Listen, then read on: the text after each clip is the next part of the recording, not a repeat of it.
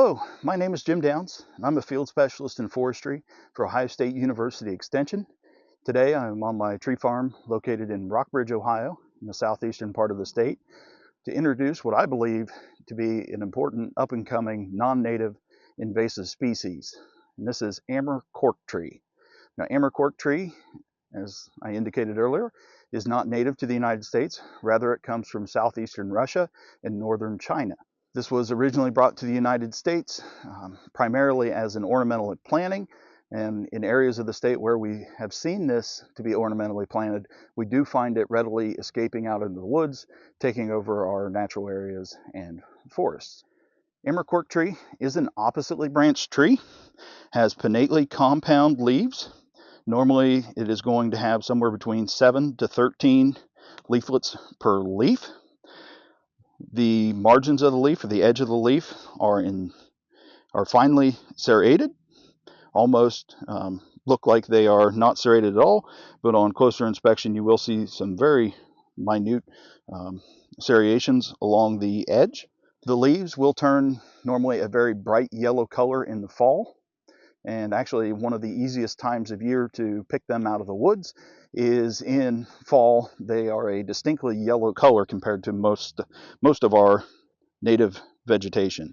The buds are going to be somewhat of a dome shaped and a reddish brown in color. And one of the interesting things about the leaf scars is that they nearly encircle the bud. So while the rachis of the leaf is attached to the twig, it is very difficult to see the bud because it is almost completely submerged within the petiole. However, there is just a small portion of that bud that is not covered up by the rachis. The new growth parts of the twig are going to be a kind of a shiny reddish brown color with some light tan lineacles. The twigs themselves are fairly stout. The leaves and twigs of Amur Corktrees will have a distinctive smell to it, almost that of a turpentine smell, which can serve as an important identifier of this tree. The bark of Amur Corktrees is somewhat corky in nature, so it is somewhat soft and a little bit spongy, but not nearly as spongy as either of our most common elms in Ohio.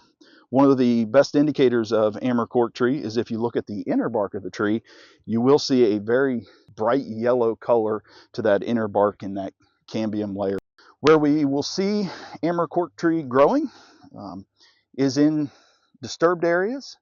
It does prefer to get a fair amount of sunlight, but it does tend to be focused primarily on some of our more moist sites. This is a dioecious species, meaning that you will have male trees and individual trees. The female trees will produce a bluish to black colored drupe that will ripen in late fall and will persist through the winter, often turning into what would resemble a raisin during the winter months. Those fruits are readily spread by songbirds and the wind. This tree will commonly reach heights of 60 to maybe 75 feet tall, where it's given the opportunity to compete for sunlight.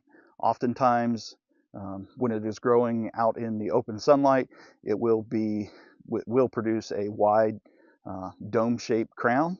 In the woodlands where we see this grow, the crown will be a lot more condensed and spire-shaped, where it's competing for sunlight. And with that, thank you for watching and have a great day.